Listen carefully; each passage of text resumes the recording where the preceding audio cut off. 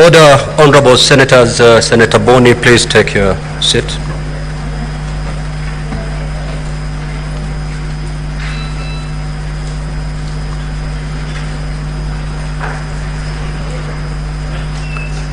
Now, honorable senators, I did suspend the sitting of this House to allow Senior Counsel Paul Muite for the Deputy President, one, to locate his client and report back at 5 so that we may proceed with these proceedings. Senior Counsel Paul Muite, you may now inform the House so that we proceed.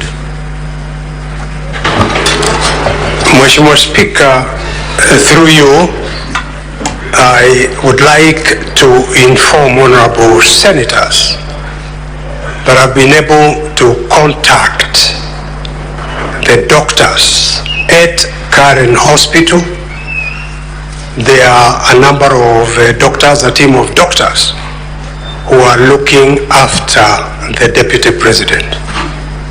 Because of his condition, I was not able to directly talk to him on the advice of his doctors. He said he must have complete rest for the time being.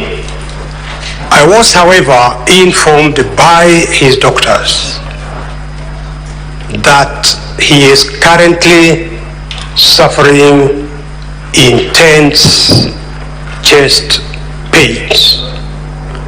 I did not want to inquire beyond that, Mheshimiwa Speaker. But just in order to perhaps save the time of this honorable House, let me, as I sit down, invite Mr. Speaker and the House to look at Article 145 of the Constitution, Article 6.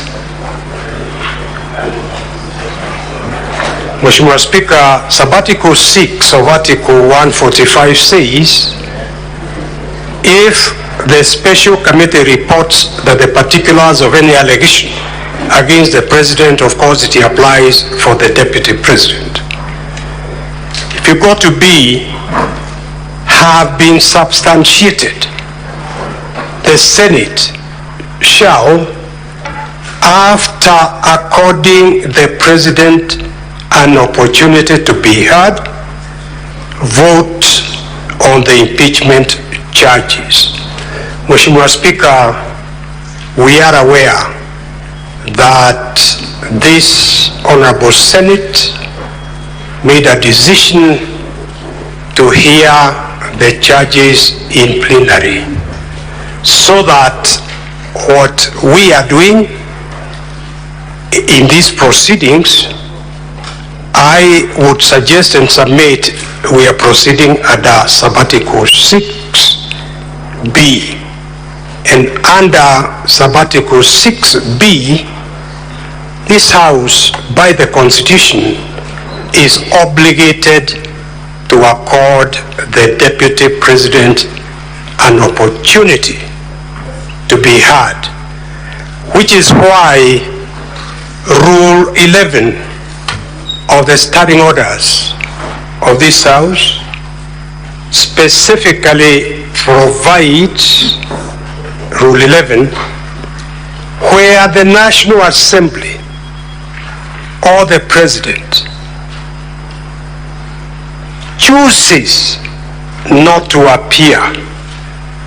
And I would like to submit that the Deputy President has not chosen not to appear. The choice of the language chooses to appear in Standing Order number 11 is to be read with the Constitution Article 145, Article 6, which obligates this Honorable Senate to accord the Deputy President an opportunity to be heard. So I do leave the matter in your hands, Mr. Mheshimiwa Speaker and Honorable Senators.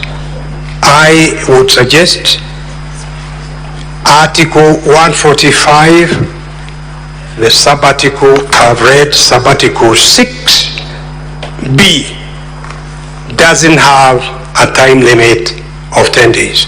Give the Deputy President, in the interest of justice, given the weight of removing a Deputy President from office, give him a couple of days.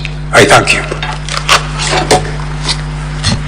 So if I get you correctly, Senior Counsel Paul Muite, it is your application to the Senate that your client be given a couple of days. Now, a couple of days doesn't mean much. That is the application. What I had in mind, I would add the word humbly requests Mheshimiwa Speaker and this Honorable House, the Senate, a couple of days I had in mind up to Tuesday. We should be able to know when the Deputy President is able to come and defend himself. I thank you. Counsel for the National Assembly. Mr. Speaker, sir, permit me to start by registering our greatest sympathies and empathies and from the team, the National Assembly. Of course, issues to do with health are issues that are beyond our control. Mr. Speaker, sir, that said, we also would want to be cognizant of the fact that we are dealing with a constitutional moment. We are dealing with an item whose timelines are prescribed within our constitution. Mr. Speaker, sir, contrary to what learned senior counsel, Mr. Paul Muite, would want to persuade this House to believe, the proceedings before this House have not been the subject or have not been transacted pursuant to Article 145(6). Mr. Speaker, sir, on the 9th of October this year, this House did pass a resolution pursuant to the provisions of Article 145(3). Mr. Speaker, sir, pursuant to that resolution, there was a Gazette notice which very clearly indicates that this House was not going to determine that the matter at hand from a committee perspective, but that the whole House would then be determining the matter. It then follows, Mr. Speaker, sir, that